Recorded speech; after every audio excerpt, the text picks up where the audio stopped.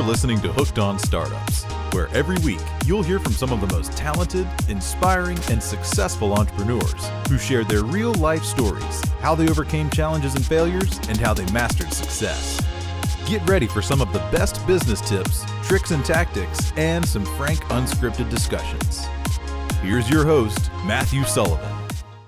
Welcome to Hooked on Startups. Thank you. Appreciate it. I'm excited to have you on because you are an author. I mean, you're many, many things, and we're going to get into all of that.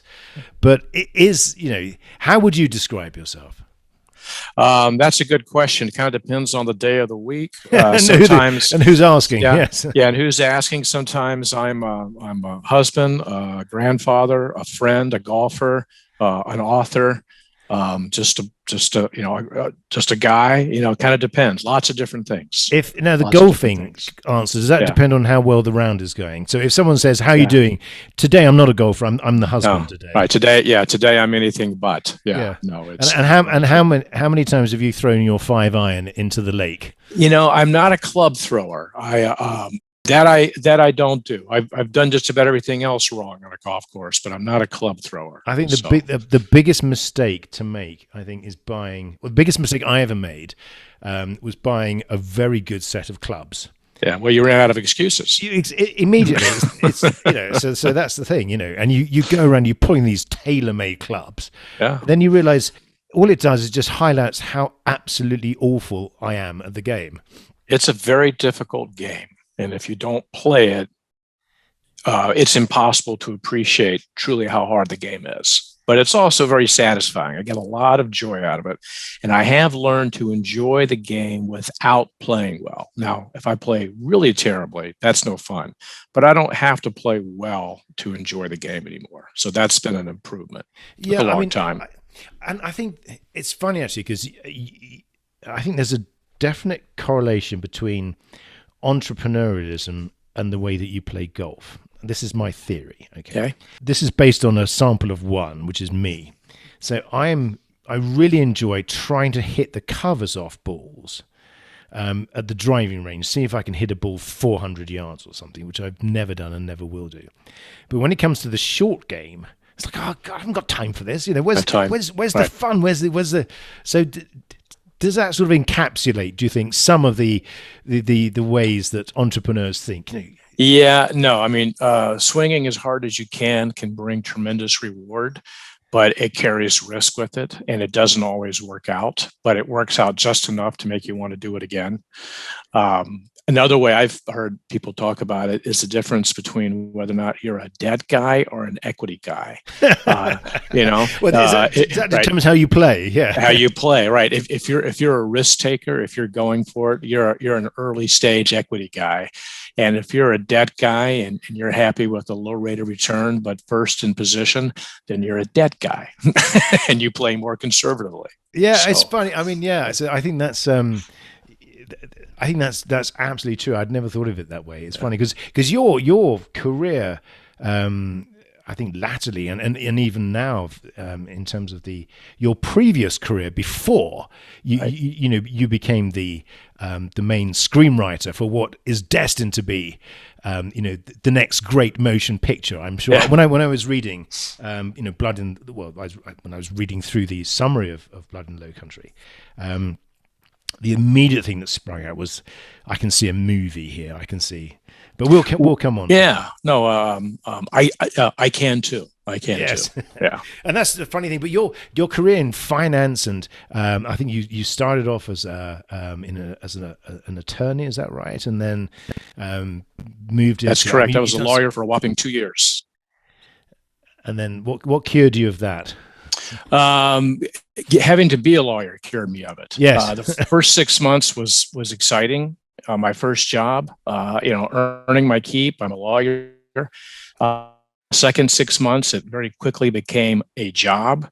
And the last 6 months, it became something, how can I get out of this before they start paying me too much money and they have their hooks in me? Yes. So I think the handwriting was on the wall for me pretty early on. When one of my clients said, I want you to do this, and this to this guy. And I said something like, well, they're just going to do it right back to you. And I realized that it just wasn't cut out for me. I was in the bankruptcy department, and we represented primarily lenders. Yes. We did some debtor work, and it was a great education. But as a career, I just couldn't see myself doing it for the rest of my life. It would have just eaten me alive. And that was some time ago, and that was in Phoenix. Is that right? Is that where? That's correct. Yeah, that was from 1988 through into 1990. Yeah, and those were the prime times of Gordon Gekko and Greed is Good, and yeah, we had the S&L crisis was yes. in full bloom when I moved out there, and so these savings and loans, these a lot of cowboys who were able to assimilate a lot of money, and they found themselves with money to lend. Yes. And a lot of real estate backed deals, lots of fees, lots of high interest rates. And a lot of it, if I remember correctly, this is going back a long yes. way, was fueled by the tax code, which allowed for accelerated depreciation of assets, which ensured that you could make money but not have to pay taxes because you had all these non-cash expenses that put you into a non-taxable position. And then the tax code was rewritten, don't ask me when, 86, 87, somewhere in there. And the accelerated depreciation was taken away. And so you had deals that frankly were being fueled by a desire to avoid taxes as opposed to whether or not it would truly cash flow. Yes. And so they all of a sudden, they just went upside down, and kabam, next thing you know, you've got all these single asset LLCs going under. Yes. And when they went under, they pulled down all the S&Ls with them. Yes, I mean, it's fascinating just to see how these structures are set up. But and was it at that point? I mean, because making the move, and I'm sorry to sort of throw the ball back such a long way, but it probably seems like yesterday to you. Yeah. But moving from that, I mean, I think your career moved into something much more entrepreneurial. It would be so easy just to stay in that same lane, as it were. It would have been. But I had a desire to create and build, and most likely got that from growing up with my father, who was an entrepreneur. First in his family to go to college. He was a civil engineer graduate from Georgia Tech, and he was a manufacturer's rep.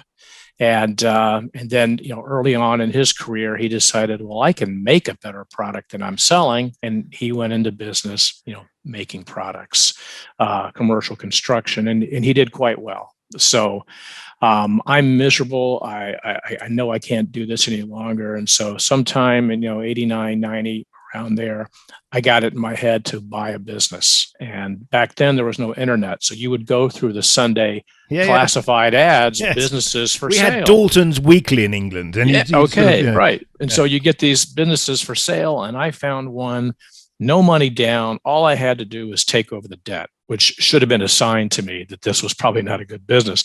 But I sent the financials to my father, and because he had bought a smaller company along the way to kind of build up his, and I asked him for his help looking at the financials, and he goes, "What's going on?" And I go, "Dad, I'm miserable. I cannot be an attorney for the rest of my life." And he's like, "Well, I paid for law school. You owe me. You got to come work for me."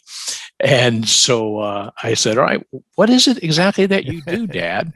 And so that began about a 5-year process where I went to work for my dad. Yes. He manufactured building materials for commercial construction, primarily owner-occupied businesses, a lot of hospitals, government buildings, prisons, et cetera. And I learned that, did that for 5.5 years. That was a great experience. Well, I was going to say, I mean, particularly because your father probably was a very hard taskmaster, like all. He was, and you probably got away with nothing. But you learned everything because you were the trusted person, and so that I learned a lot. Yeah, I did learn a lot, and I joked that my dad, I'd go, "Hey, Dad, what about, or have you thought of," or I'd say some idea, and I'd get one of these from him, which said everything. Yes, and so it was good working for him, also a challenge to work for a parent. Yes, and you can always say, look, if I've got this wrong, it's your fault. It's right, exactly. Because right. you never, it's you funny, didn't teach me. When you say that you didn't know what your dad did. I think my wife is convinced that my job is to print business cards. Yeah, with different names on and different things. But I notice on your website you say that being entrepreneurial is a word that is misused, and people say I'm an entrepreneur when in fact it's what it actually means is that you are unable to hold down a job. Yeah. So you're sort of congenitally unemployable. So I think that there's an argument that entrepreneurialism is some form of disease that is passed down from generation to generation, rendering you incapable of working for someone else. I think there's some truth to that. And I had my most recent experience was, so after I worked for my dad, I started several businesses along the way. And in 2015, our youngest son had gone off to college. And so my wife was anxious for me to slow down. And I had wrapped up a business with a business partner, and the wrap up had gone very well. He wanted to continue in the business. I was ready to move on. And I was 10 years older than him. So he was at a point in his life where it made sense for him to continue. So I moved on. We had a nice separation of what was his and what was mine. And I was tired. I was exhausted. I just wasn't up for another startup. Yeah. So I became a consultant. Yes. Kind of consultant, quasi executive for hire. Yes. And so I ended up working for a couple of other smaller businesses, and I found it a challenge when they wouldn't do what I told them to do. Yeah. And there was one, and it was that was a difficult place to be. And I'm not saying I was right and they were wrong. It could have been just as easily the way around. It's almost like being an investor. It's difficult to just share your opinion or be told that's all well and good, but we need you to do this. So you're back to sort of square one. I mean, I think consultancy is a really, really difficult thing to do, for that very reason, because you have all these things that you see, and the longer you spend with people and the deeper you get involved with their business, the more you can see opportunities that perhaps, but that's tempered by the fact that you no longer have the ability to impose your point of view on other people. It's not my business. So it is for years, though. I think, didn't you? You suffered at the yes. So I did. I started and sold, I think, 3 different businesses, and each one becomes all consuming. And I think there's, it's very rare that you'll find someone that can birth a business and then take it all the way through its growth cycle. Yes. Now, there are people that have done it and that do it well. I think it depends. Like if you were to start a business in an established industry, I'll just make one up. Let's just say you decide to become an HVAC contractor, mechanical engineer. Yeah. You're not reinventing anything. I'm not saying it's not hard. You have to go out and find customers, but you understand the business. But if you are starting a business with a new product or a new service in a new industry where everything you're creating, you constantly have to create the customer and the opportunity and the market. And then you get to that, to be able to then take that to the next stage is very difficult, because your mindset is one of starting and creating. And it might just be, you could say, well, you get bored, you get attracted by the next shiny object. And so it can be difficult to shepherd a startup all the way through the various stages in a company's life. And I think that probably describes me. I think that's absolutely right. But I think also what you said at the beginning is the most important thing. It depends on the person, because there are some people, again, going back to our golf analogy, where you've got that, the initial thrill of, hitting the ball and making contact. I don't know why I'm using golf, because I might as well use baseball or football or something. I mean, I know an equal amount. How many times can you divide zero? But it's that. But I think also that there are opportunities where in a startup where you see success and that sort of fuels you along. I mean, which is exactly the position that you're in now, really, because you are embarking on a career that potentially has enormous rewards, but is about as challenging as it can get, because you are surrounded by a sea of illogicalness. There you are. I've just invented a word. You can use that if you like. Illogicalness. Your sequel. A new character, Mr. Illogicalness. Mr. Illogical. No, it is. When I started down this path to become an author, I started down the path by writing a book. And it wasn't necessarily my goal to become an author. My goal was to write a book. And I did that, and it's been well received, and I loved doing it. So I'm now writing my second book, and I'm selling my first book. And frankly, in a lot of respects, my career hasn't changed one bit in that I'm an entrepreneur. I am a self-published author, and the product that I'm selling is me. And that's a very difficult thing to do, because in the past, my product had been, XYZ.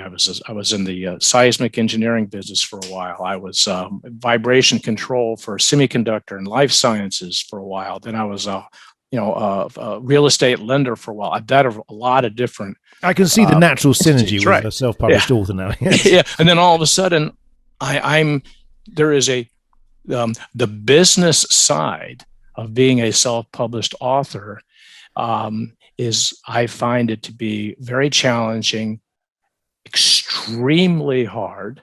It is an uphill battle at every step of the way.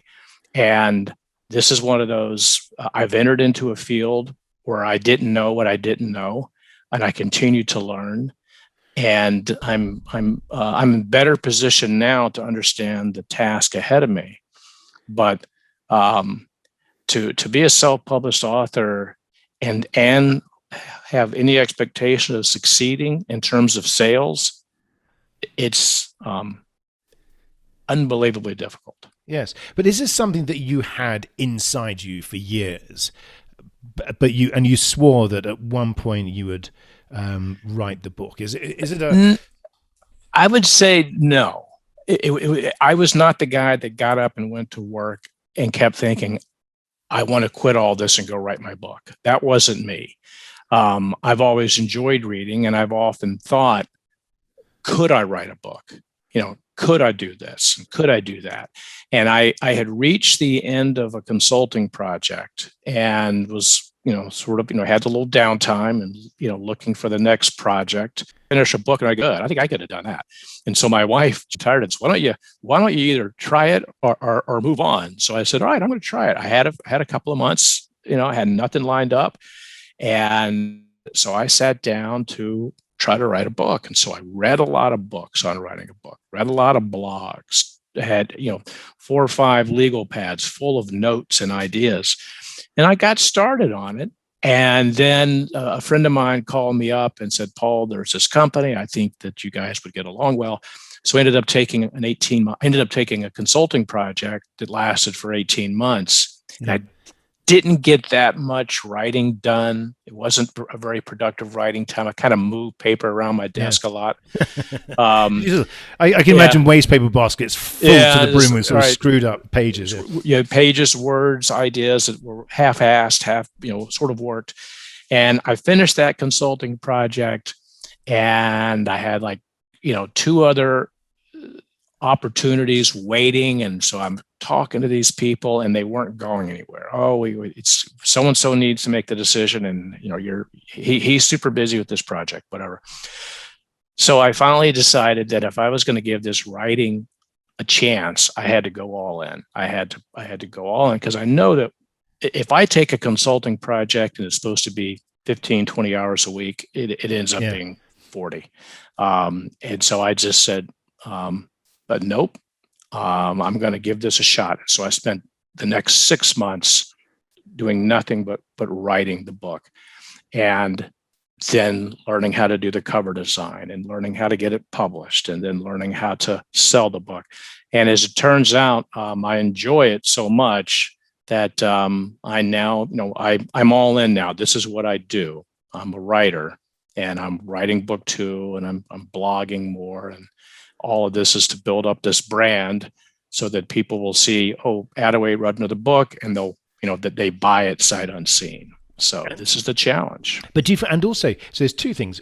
The challenge is huge, but I think the payoff is probably greater than anything else because of the fact that you've overcome that challenge. Is that something that you would agree with? Yes, I mean the potential. When you're talking about payoff, you mean the financial rewards? No, not the financial rewards. Just the emotional payoff, the sort of psychological payoff of, you are you're opening yourself up to all sorts of criticism. Yeah, absolutely.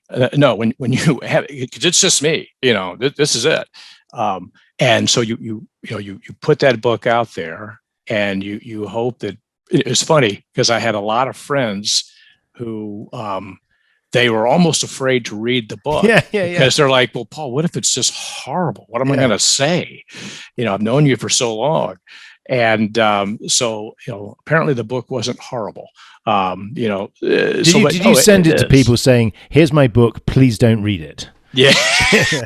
No, I ended up, I had a couple of my wife and my kids all read it. And my kids are young adults now.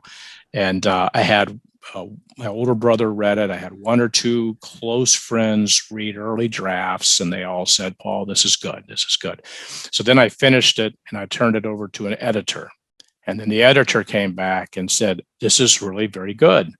And so that gave me some comfort that I at least had had the one editor, while paid to do the job, didn't know me from Adam and could speak probably more honestly. It's difficult for my wife to provide objective, unbiased. Did she leave notes assessment for you on the refrigerator? Like, I've been meaning to say, but page 50. Yeah, no, she's a good critic, but she's been very encouraging along the way.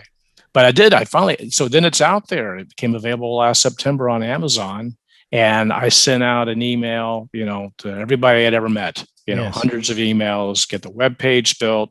Instagram, and had a couple of book signing parties early on with people that I know. And it was unbelievably rewarding. Yeah. All the fears that I had were vanished because my friends that I've known for a long time, they couldn't have been happier for me.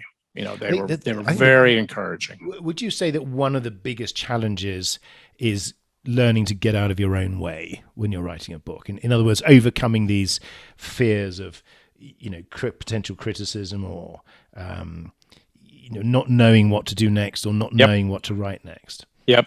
It is the literal and figurative blank sheet that you're staring at.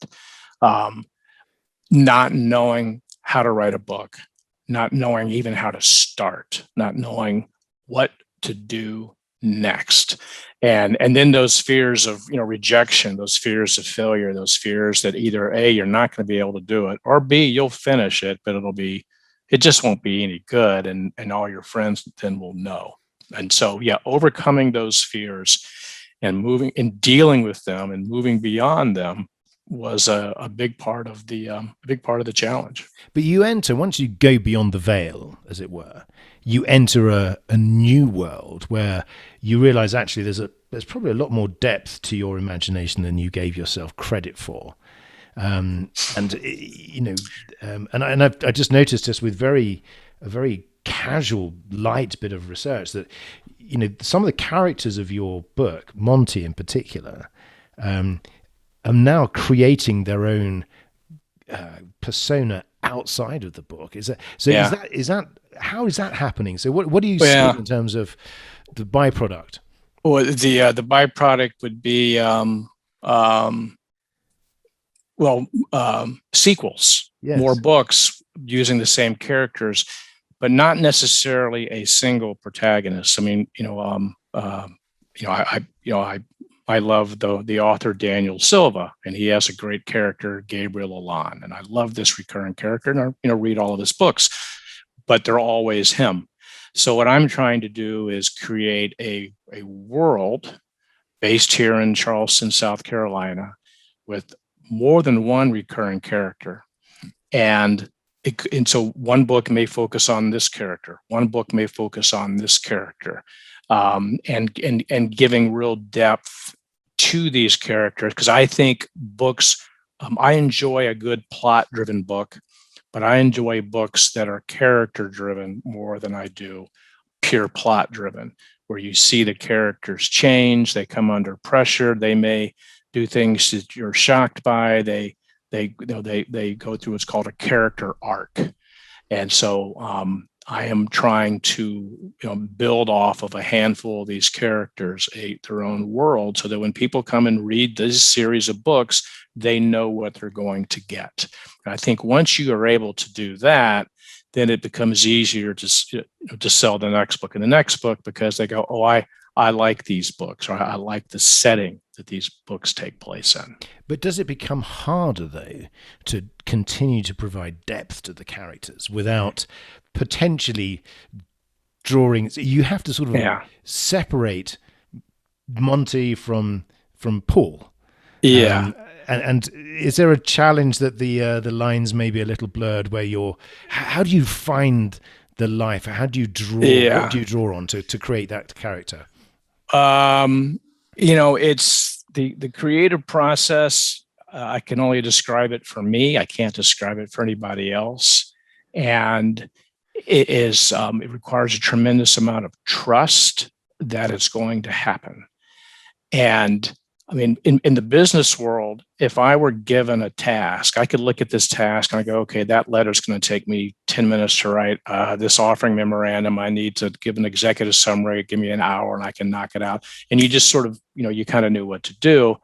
The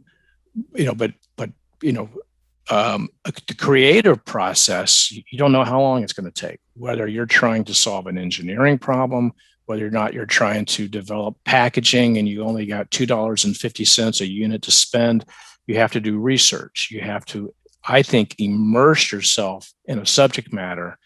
And then the ideas, they pop into your head. All of a sudden you go, oh, I have an idea.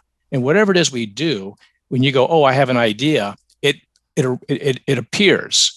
And sometimes you could be listening to music or going for a run or reading something that gives you an idea about something else. So I can't explain where ideas come from, but I do know that when I sit down and I free myself of distractions and I just start typing and I just start writing, that it happens. And all of a sudden I start, well, this could work. And you start writing. And, I might write, a couple of thousand words in a day. They'll get re-edited. Some of them may get thrown away, but typically there's the genesis of something and I go, okay, I can work with that. So it's not something I can just turn on and off. Others might be able to. I have to sit down and trust that it's going to happen. And it's, again, do you find that this is something that you never expected would happen? And there are so many parallels with this and all sorts of other things in life, in terms of not just entrepreneurial life. But I was in high school, I was on the debate team and in college. And every teacher I'd had since sixth grade said, you should be a lawyer, because I talked. I was a smart ass, pretty good at school. And so that's where I was headed. And so then I went to law school, and then after a year and a half, I'm done. Yeah. So I would say basically everything I've done since then, if you had asked me when I was younger, would I be living in Charleston and writing books? I'd go, no. I don't know. No, I did not see this. But then again, I think that's what makes life interesting. Is to be open to risk-taking and things you never could have imagined or would have imagined. I think also when you were talking about trust in yourself, I mean, I can imagine or remember or think of so many occasions where you have no idea how you're going to do the next thing, whether it's the next step in your business or how you're going to get something to work that needs to work, whether it's a financial structure or a piece of software. That ability to have faith in yourself that don't worry, you'll be all right. I mean, where does that come from?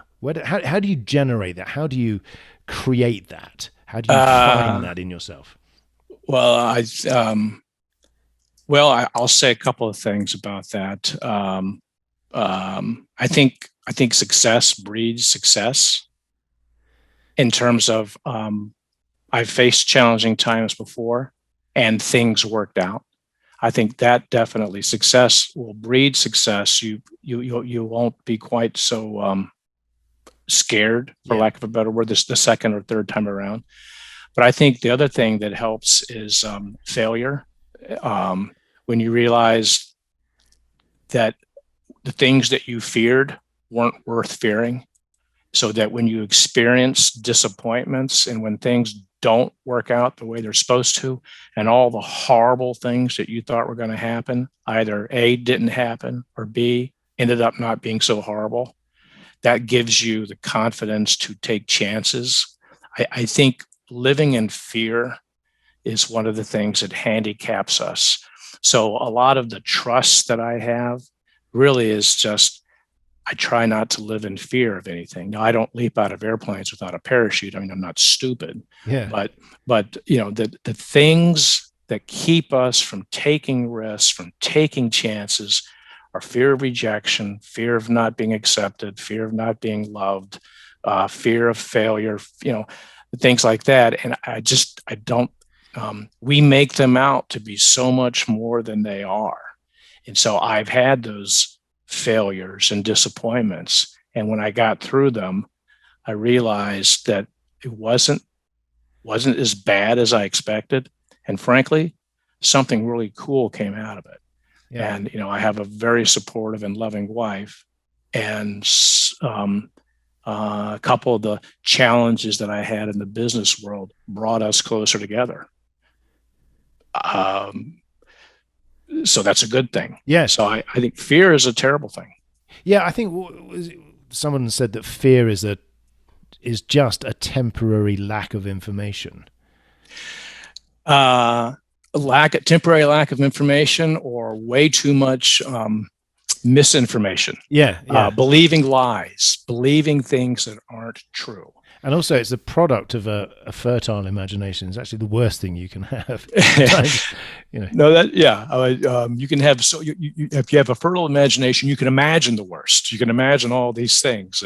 But for you, that must have been one of the biggest challenges because you probably didn't go into this for the money.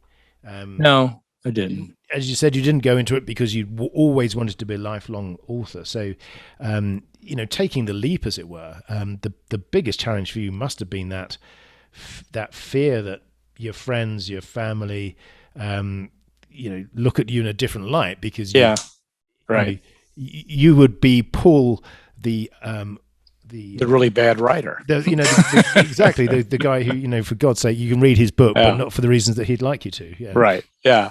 No, I'd say that was definitely it. I would, knowing what I know about being a writer, I would not advise anyone to become a writer if their goal is to make money. Now, you can make huge sums of money, but you'd probably have a greater chance of simply becoming a doctor and making a lot of money than writing a bestseller and having somebody pick up the movie rights. There are so many books published. It is so hard to get noticed. It's a lottery, really. But the secret weapon here is your 30 years plus of experience as an entrepreneur dealing with these different businesses. So it helps. Part of you now saying, okay, the first book's under the belt. I've got some really good ideas for the sequel. Now, let's roll up our sleeves. Let's see what we can do with this industry. Are you now excited about this whole new landscape that's in front of you with these legacy? Is that another? Yeah. No, there is. It is a business challenge, and the challenge is, getting published is not that big of a challenge. Getting published simply means getting your book in print or in digital format. So you can do that. It's then getting it sold. And if independent bookstores will never know you exist because they're called on by publishers. And publishers don't carry your book unless either A, an agent has brought it to them, or B, you manage to somehow get their attention. And so if you are self-published, the only way you can get into independent bookstores is, frankly, by going door to door.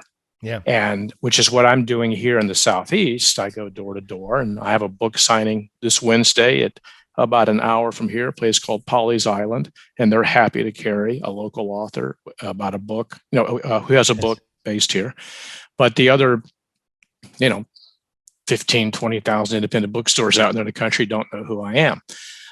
So then you're dependent upon Amazon and Barnes and Noble, the Kindle and the Nook and all the formats. Well, there are some being able to be self-published is a wonderful thing because you can get published, but it also means there are no gatekeepers. So I like to think my book is pretty good, but I also know that there's absolutely nothing stopping anybody from publishing a really bad book.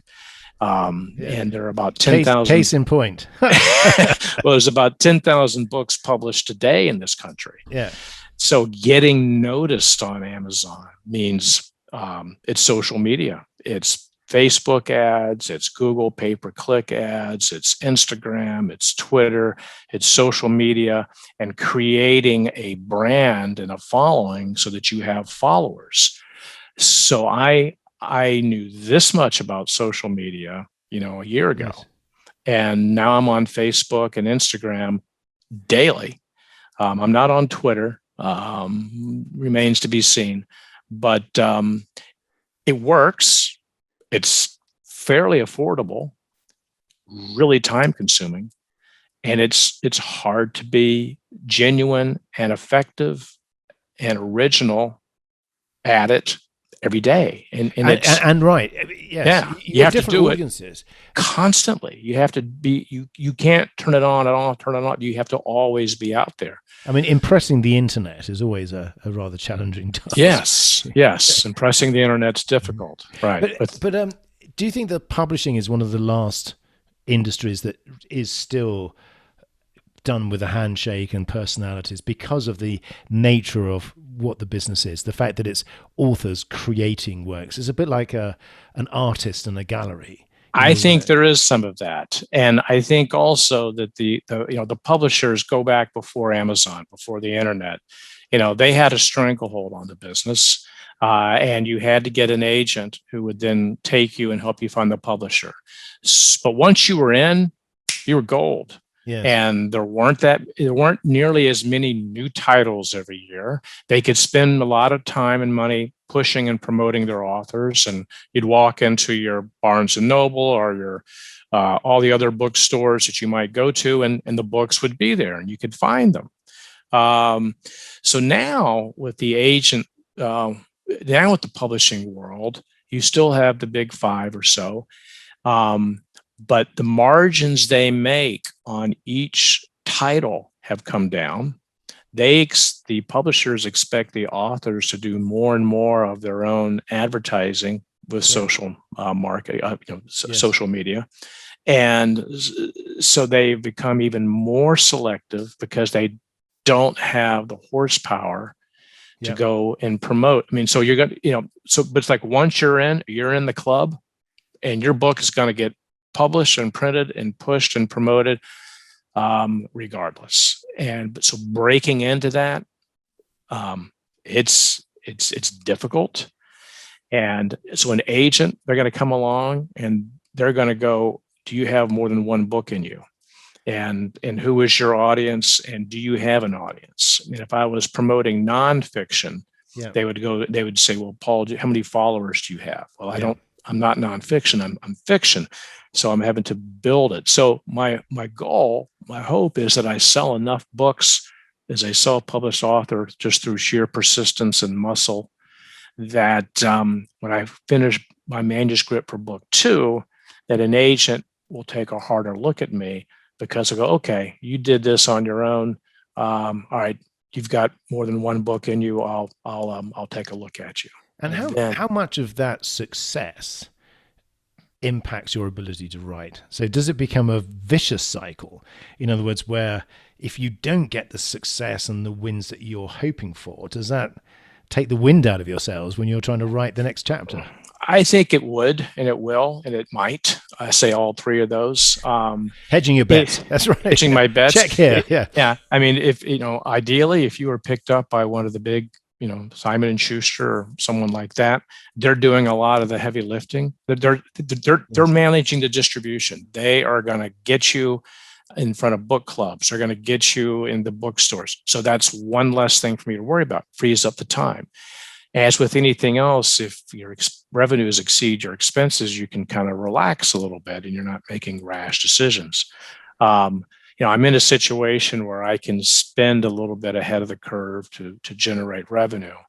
But at the same time, if this becomes a financially losing proposition, while I may continue to write, I'll write with different goals in mind. I'll write, and I won't spend as much time marketing the book. So, I mean, you're not going to. I can't be stupid with money and go spend like $1 million. It's like the challenge that every artist has, where you want to be pure to your, to what drives you and what you want to see, both as the written word or as paint on a canvas, but there comes a point where you've got to eat, I suppose. But yeah, one of the first realities, one of the first time this reality hit me was I was fortunate enough to meet a consultant online, and I struck up a conversation with her, and she knew her way around the industry. So she helped me through this learning process. And so she starts asking me, well, Paul, what's your genre and who's your audience? And all these questions that I look back on, they made perfect sense. But when I sat down to write a book, I wasn't thinking about marketing. I wasn't thinking about, the demographic of my reader and what their average income is and all these types of things. I was writing a book. So I wrote this book and I go, well, I don't know. I finished the book. I guess we're going to find out. So now I do think a little bit more about, okay, what bookshelf would this be on at Barnes and Noble? Is that a good thing though? I think within reason. You don't want to just write garbage that's just going to appeal to people that read a certain. Maybe you do. Sort of. Yeah, maybe you do. Maybe you do. James Patterson's done pretty well. Formulaic approach. He's very talented too.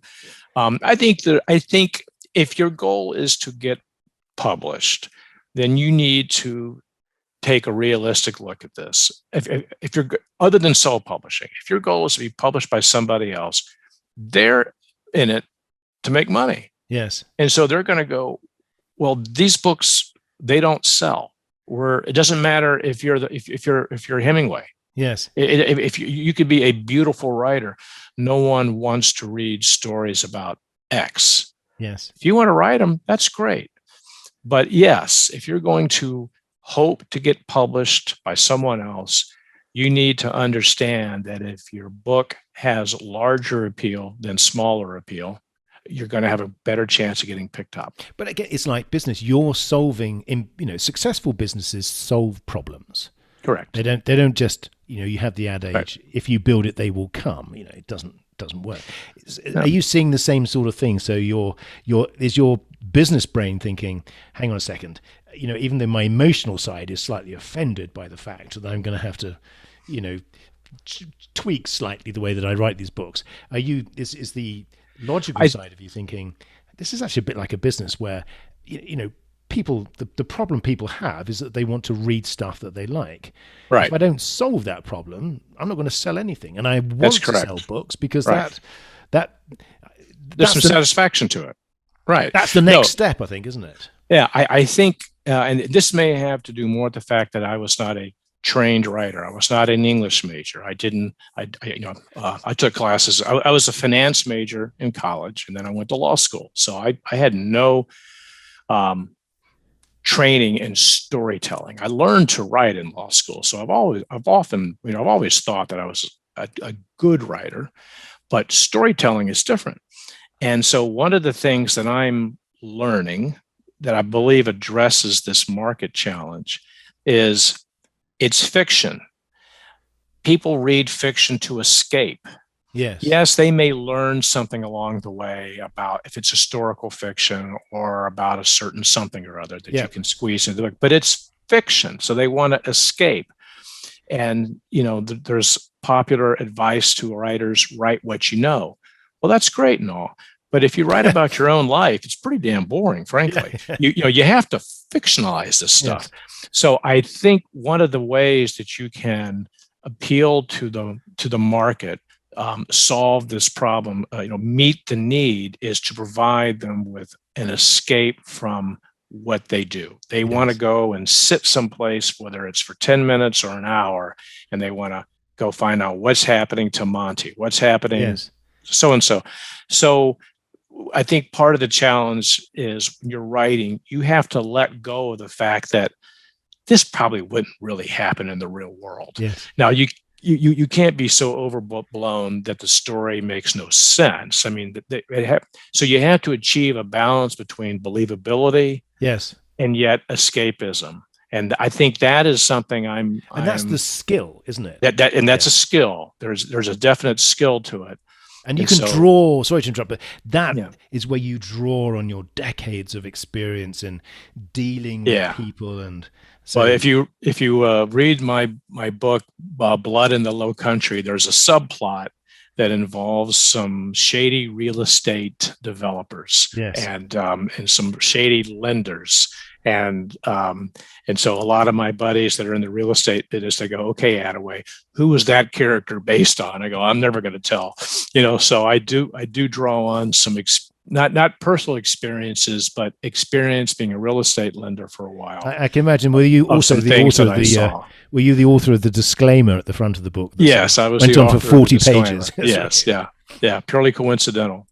But it sounds like it's the beginning of an incredible journey. Probably, do you think this is far more rewarding and challenging and exciting than you ever thought it would be? Definitely, yes to both of those than I ever thought it would be. And I think, I know if it wasn't, I wouldn't be doing it again. Writing a book is hard. Now, there are others out there that make it look very easy, and quite possibly for them it is easy because they're extraordinarily gifted and talented. And so that's not to take away anything from someone from who it comes easy, but it's hard. But so, and it requires focus, and there are lots of things to distract us more and more with every new technological time-saving device. And so to put those distractions aside and to set aside time every day, not every day, but try to every day to write, requires discipline and focus, and those can be a challenge. Well, I'm excited. I'm excited because, there's a very good chance I can probably get a signed book. Yes, sure is. No, which I will pay for, of course. But to have been able to have this conversation and know that the Paul Attaway, who I once spoke to, who is now the screenwriter of the latest blockbuster, because I've really said, as I said at the beginning, you can see this. It's not just the stories and the depth and the characters, but it's you driving it. It would be fun. You can see that as you get to each stage, your enthusiasm and you'll be rolling up your sleeves saying, right, come on, we can make this happen. So yes. So I am.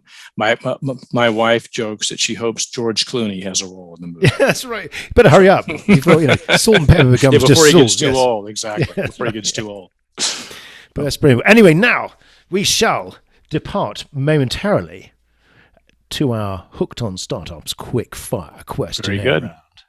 Are Right. you ready? Are you I'm ready. fasten I'm your ready. safety belts? All Scream right. if you want to go faster. So, question number 1. What is your favorite word? Well, it's a word you've never heard of. The word is a squeebalich. Now, I'm going to ask you to say yeah. that one more time slowly. All right. It's called a squeebalich, and we challenged our kids when they were very young to come up with their own word that would describe virtually anything. They could say if they didn't feel like going to school that day, they felt a bit of squeebalich. And so basically, this is a word our children created to use to describe anything at any point, a squeebalich. It sounds like a fantastic character that should be alongside, Wallace and Gromit and the Squeebalich. Right, a squeebalich, yes. Exactly. It could be a noun as well. Right. And so it's fantastic. Great. Right. What is your least favorite word? Social distancing. 2 words, but I'll call them tautological. I'm not sure if it's tautological. It should be asocial distancing. Yes. Yes, it should be asocial distancing. Yeah, it's funny, words that we never thought would be put together in that context. Yeah. Question number 3: what are you most excited about right now?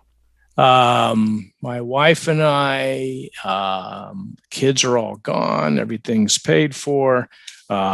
We have purchased a home in McCall, Idaho, and we're moving out there next week, and we'll be spending our summers out there. Fantastic. So a break from the heat, Phoenix heat.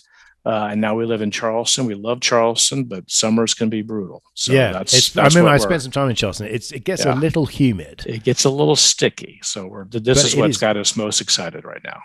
Fantastic. Yeah. Question number 4: what turns you off right now? Politics. You're not the first person to say that. Question number 5: what sound or noise do you love? Our grandson laughing. He's about 8.5 months old, and he's learned to laugh, and it's just great. I know that sound very well. And question number 6: what sound or noise do you hate? It's the sound of chairs being dragged across floors, fingers on chalkboard. It's that horrible pitched squeak noise. Can't take it. Take it. Or the sound of some politicians, effectively. Very, very that would be the same thing. Right. Synonymous, yeah. Question number 7. What profession other than your own would you like to attempt? Sports broadcaster. I think. What sport? Now, is this the sort of racing where? No, like a football game, basketball game, being the broadcaster, doing the play-by-play. Of college painting football. A picture with words for those of you listening in AM radio. Exactly. Drive to work. I think that's one of those things that the people that are really good at it, they make it look so easy. But I think to be a really good play-by-play announcer, there's a lot of work that goes into it. I think that'd be you're building this sort of this 2-dimensional. You're bringing color. Over the radio. So right. Exactly. Yeah. And what profession would you not like to attempt? Politician. I can see there's a bit of a theme here. Actually. Yes. So your next book, I mean, is there a book where the politicians get it? There's some sort of, There's got to be. Yeah. I mean, if you're book looking number 3. Yeah. If you're looking for a bad guy, there's in our politically correct world, you can still Nazis can always be your bad guy. Nazis are never going to have a fan club out there, so you can always make Nazis your bad guy. And I think today you could make politicians. You got a dodgy dealing real estate politician, something like absolutely that. Right. Yeah, politicians are a safe mark in our politically correct world. You can still and there are volumes you can write. They are. So our final question then, if heaven exists, what would you like to hear God say when you arrive at the pearly gates? Paul, I'm so glad to see you. That's fantastic. Well, Paul, I can't begin to say how much fun this has been. I'm so excited to follow your progress. And well, thank you. And it's been such a pleasure. And what is the best way for people to get hold of you and find out about these. It's just the easiest place to go would be the website, and it's just paulattaway.com.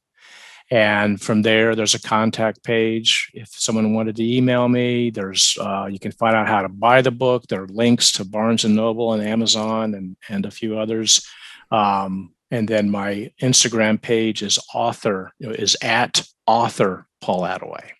Fantastic! How absolutely exciting! I mean, it is. Yeah. It is.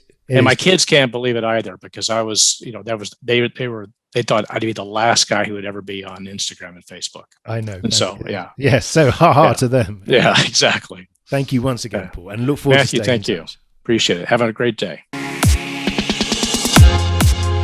You are listening to Hooked on Startups, where every week you'll hear from some of the most talented, inspiring, and successful entrepreneurs who share their real-life stories, how they overcame challenges and failures, and how they mastered success. Get ready for some of the best business tips, tricks and tactics, and some frank, unscripted discussions. Here's your host, Matthew Sullivan.